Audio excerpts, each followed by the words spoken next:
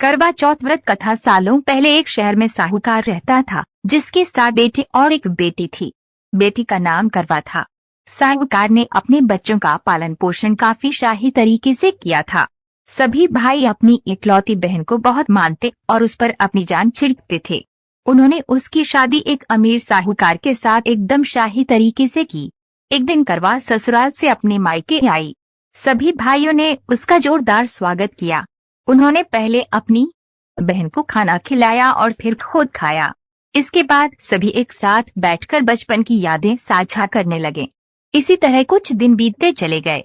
एक दिन शाम को जब करवा के सातों भाई अपने काम से घर लौटे तो उन्होंने देखा कि उनकी बहन काफी उदास होकर बाहर बैठी थी। अपनी बहन करवा को उदास देखकर सभी भाई चिंतित हो गए। वो तुरंत उसके पास गए और उदासी का कारण पूछने लगे। इस पर करवा ने बताया कि उसने अपने पति के लिए करवा चौथ का उपवास रखा है और चांद के इंतजार में सुबह से ही भूखी प्यासी है।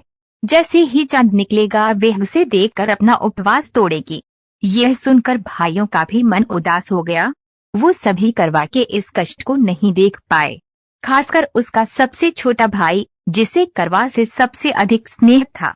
बहन को भूखा प्यासा देखकर सभी भाई कुछ ऐसा उपाय सोचने लगे जिससे वो अपनी बहन का कष्ट दूर कर सके। तभी उन्हें एक तरकीब सूझी।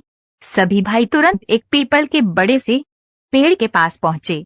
उनमें से सबसे छोटा भाई एक जलता हुआ दीपक लेकर उस पेड़ पर चढ़ गया और उसे एक छलनी में रखकर वहीं छोड़ दिया। इसके बाद पूरे गांव में हल्ला हो गया कि चांद निकल आया।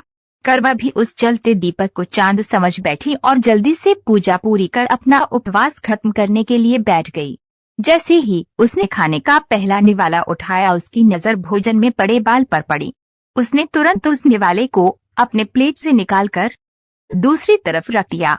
इसके बाद उसने दूसरा निवाला अपने मुंह में डाला। तभी उसके दांतों में एक कंकड़ा फंसा। उसने झटपट उस निवाले को भी प्लेट से हटा दिया। इसके बाद उसने तीसरा निवाला अपने मुंह में रखा कि तभी उसे एक बुरी खबर मिली। करवा को पता चला कि उसके पति की मृत्यु हो गई। यह सुनते ही करवा पूरी तरह से टूट गई और जोर जोर से रोने लगी। कुछ समय बीतने के बाद उसे अपने पति के मृत्यु की सच्चाई का पता चला। उसे जानकारी मिली कि उसके भाइयों के कारण उसने दीपक को चांद समझ लिया था और अपना उपवास खत्म किया था। इस वजह से देवता नाराज हो गए और उसके पति को मृत्युदंड की सजा सुनाई। सच्चाई का पता चलने के बाद करवा ने अपने पति का अंतिम संस्कार नहीं करने का प्रण लिया। देखते देखते 1 साल बीत गए। करवा अपने पति के मृत शरीर के पास ही बैठी रही। वह रोजाना अपने पति के शव को साफ करती और वहां उगने वाली घासों को भी हटाती रहती थी। 1 साल के बाद फिर से करवा चौथ का पर्व आया। हमेशा की तरह सभी महिलाएं इस व्रत को करने के लिए एक साथ जुटी। इसमें उसकी 7 भाभी भी थीं। शाम के समय पूजा समाप्त करने के बाद जब करवा की सभी भाभी उसके पास पहुंची तो उन्होंने करवा को आशीर्वाद मांगने को कहा। इस पर करवा ने सभी से एक एक करके अपने पति को जीवित करने का वरदान मांगा। करवा की यह मांग उसकी भाभी पूरी नहीं कर सकती थी। उन्होंने करवा को समझाया भी, लेकिन वो नहीं मानी। फिर उसकी एक भाभी ने बताया कि उसके छोटे भाई की वजह से ही ऐसा हुआ है, तो उसकी छोटी भाभी ही इस स्थिति को ठीक कर सकती है। यह सुनकर करवा अपनी छोटी भाभी के पास गई और उनके पैर पकड़कर अपने पति को जीवित करने का आशीर्वाद मांगने लगा। पहले तो उसकी छोटी भाभी ने बहुत टाला, लेकिन अंत में उसकी छोटी भाभी ने अपनी तर्जनी उंगली को काटकर उसमें से अमृत की एक बूंद करवा के मृत पति के ऊपर डाल दी। जैसे ही अमृत की बूंद उसके ऊपर गिरी वह जिंदा हो गया और जय श्री गणेश के नारे लगाने पड़े। इस घटना के बाद से ऐसी मान्यता है कि करवा चौथ का व्रत करने से गौरी शंकर खुश होते हैं और महिलाओं के सुहाग की रक्षा का वरदान देते हैं।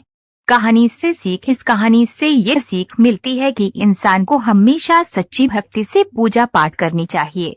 अगर इसमें किसी प्रकार की कमी रहती है तो उसके बुरे परिणाम भुगतने पड़ सकते हैं।